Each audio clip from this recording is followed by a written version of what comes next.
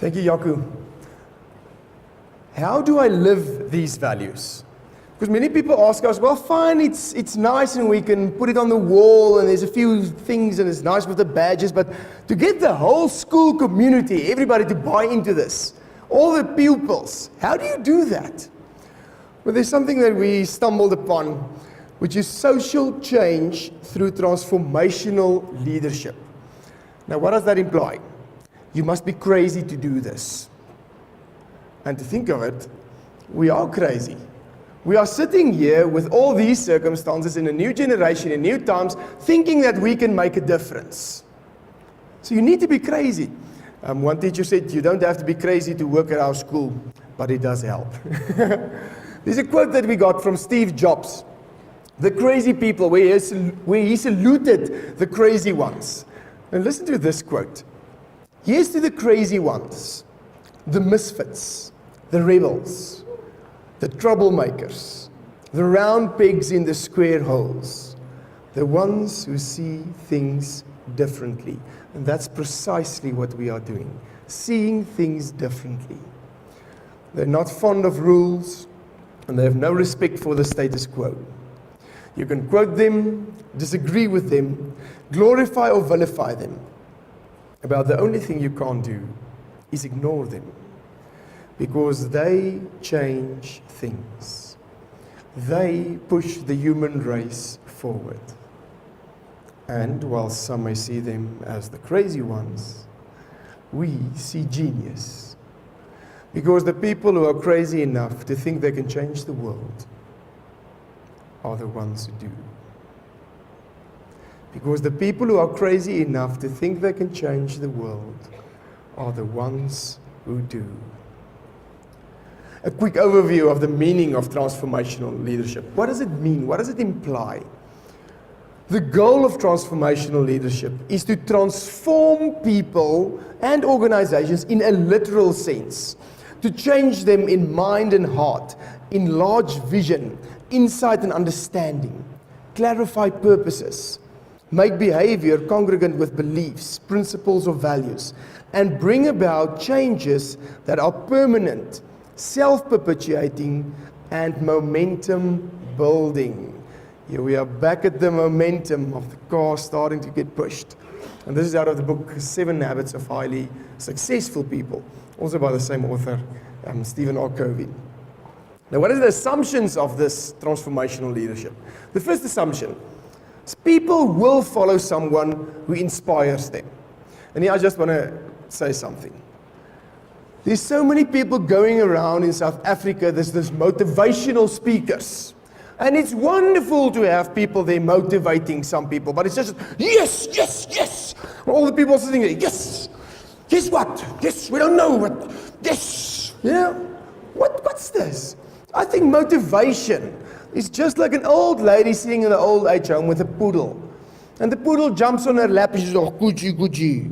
And then the poodle jumps off. And it felt good just as long as it sat on her lap. That's like motivation. You're just motivated as long as the person is there.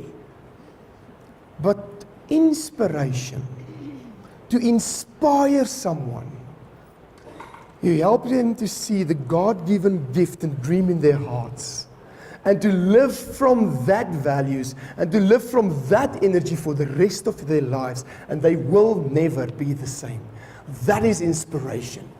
We do not need to motivate the young people to live values. We need to inspire them by doing it and living it. Another assumption. Someone with vision and passion can achieve great things. Now, I have the privilege to serve in a congregation of 18,000 people. Now, you would think to yourself, wow, the person that started that pastor, he must be a dynamic speaker. It's just Holy Spitzel the whole time where he's going, you know? But if you see him, and I remember the first time when I saw him, I thought to myself, is that no yay? I thought to myself, this would be this dynamic. And he's a wonderful person. But not shouting and influencing people like that, but he believed in what he was saying, and he stood with that, and he achieved it because he believed in it. He did not change his personality, He did not change anything. He just followed through and went with it. The way to get things done is by injecting enthusiasm and energy. And if you do not have enthusiasm and energy, you find someone who does. Here they are sitting, our young people, very enthusiastic and very energetic. So they must buy in, and they will be the ones pushing this through. In short, believe in your dream and vision. What is the style? Working for a transformational leader can be a wonderful and uplifting experience. They put passion and energy into everything they do. They care about you and want you to succeed. When a great leader's work is done, the people say, we did it ourselves. Good leaders help people to believe in them.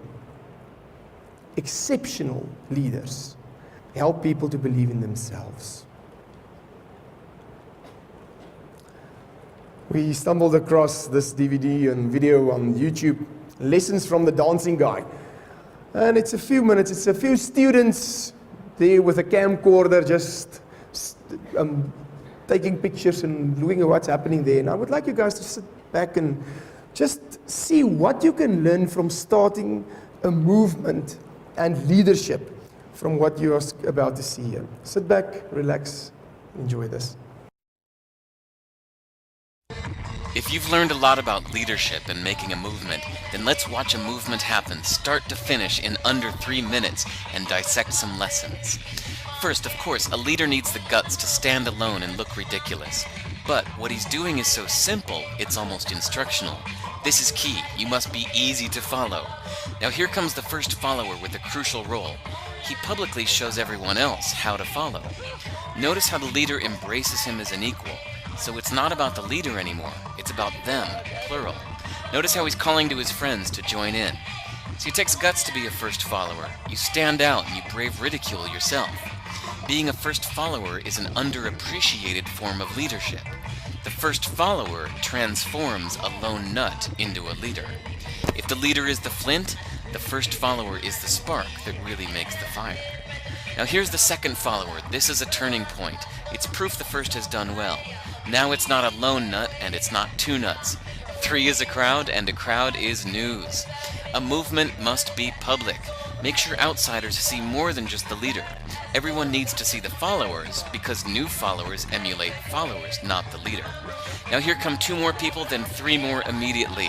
Now we've got momentum. This is the tipping point, and now we have a movement.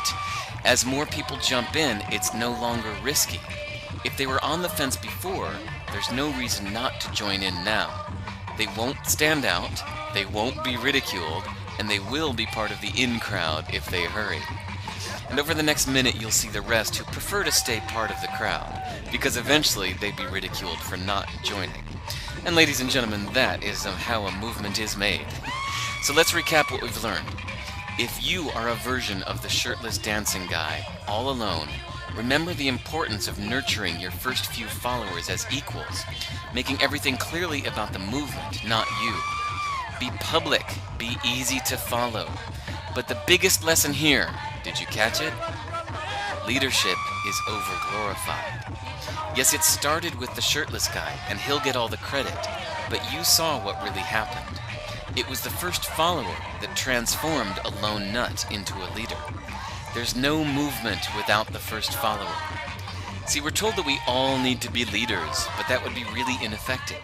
The best way to make a movement, if you really care, is to courageously follow and show others how to follow. When you find a lone nut doing something great, have the guts to be the first person to stand up and join in.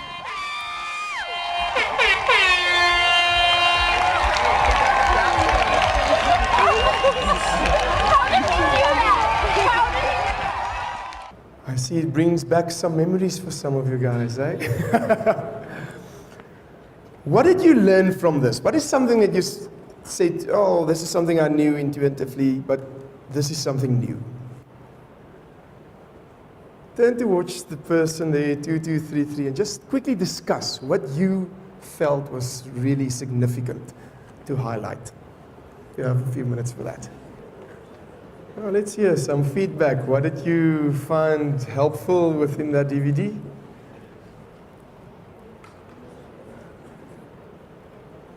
Shoo, you talk a lot, but you say nothing, eh? What was something that you found helpful for you? Yes, ma'am.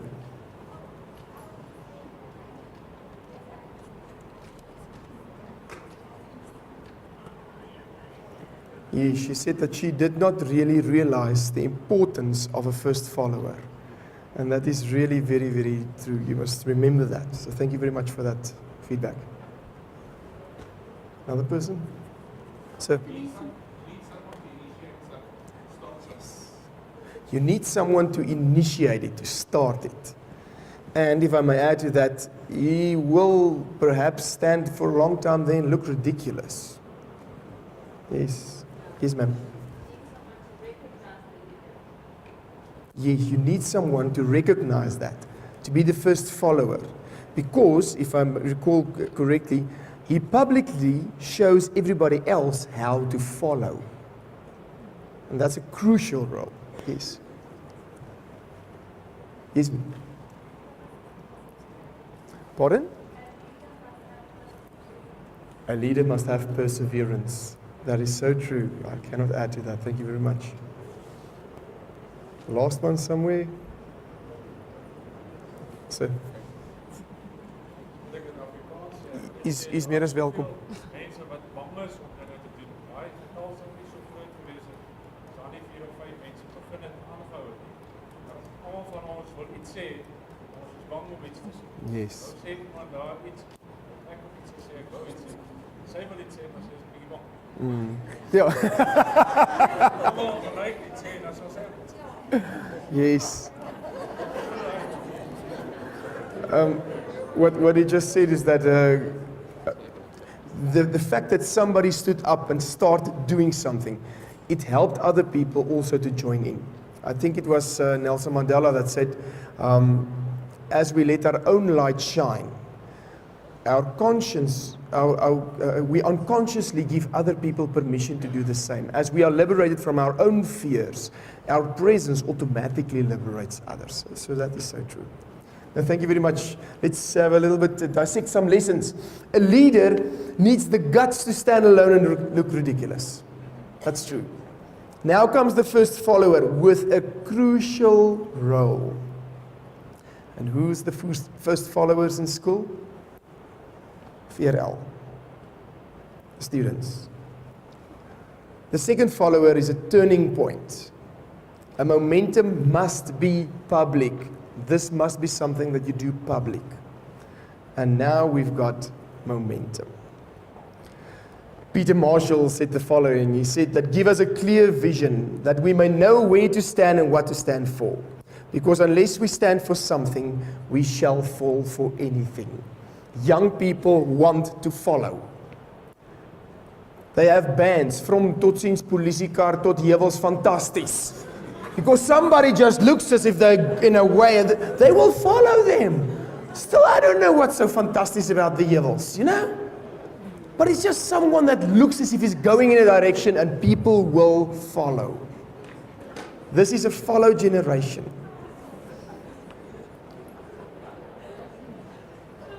In closure, I want to show you a poem from a girl that tried to analyze the situation and the times that we as young people and also as an older generation are finding ourselves in. But I think most probably this is your reality. Because when this hits you, we won't be here anymore. We are passing that baton to you now. And this isn't a very nice picture of the reality that you as young people are experiencing. But look at how she's doing it and what she says about that. So sit back and relax and let these words also speak to your heart. I am part of a lost generation and I refuse to believe that I can change the world. I realize this may be a shock, but happiness comes from within is a lie, and money will make me happy. So in 30 years, I will tell my children they are not the most important thing in my life. My employer will know that I have my priorities straight because work is more important than family. I tell you this, Once upon a time, families stayed together. But this will not be true in my era. This is a quick fix society. Experts tell me 30 years from now I will be celebrating the 10th anniversary of my divorce. I do not concede that I will live in a country of my own making. In the future, environmental destruction will be the norm. No longer can it be said that my peers and I care about this earth. It will be evident that my generation is apathetic and lethargic. It is foolish to presume that there is hope. And all of this will come true unless we choose to reverse it. There is hope. It is foolish to presume that my generation is apathetic and lethargic. It will be evident that my peers and I care about this earth. No longer can it be said that environmental destruction will be the norm. In the future, I will live in a country of my own making. I do not concede that 30 years from now I will be celebrating the 10th anniversary of my divorce. Experts tell me this is a quick fix society, but this will not be true in my era. Families stayed together once upon a time. I tell you this. Family is more important than work. I have my priorities straight because my employer will know that they are not the most important thing in my life. So in 30 years, I will tell my children, money will make me happy is a lie, and true happiness comes from within. I realize this may be a shock, but I can change the world, and I refuse to believe that I am part of a lost generation. And this is why we are doing what we are doing. This is why we, from the church's side, and as well taking hands with FEDSAS, believe that we can change this. This is why we are educators. This is why we are believing in the young people. The question is not if we can do it. The question is, do we really want to do it? And in closure with the words of Mahatma Gandhi, you must be the change you want to see in this world. Thank you very much.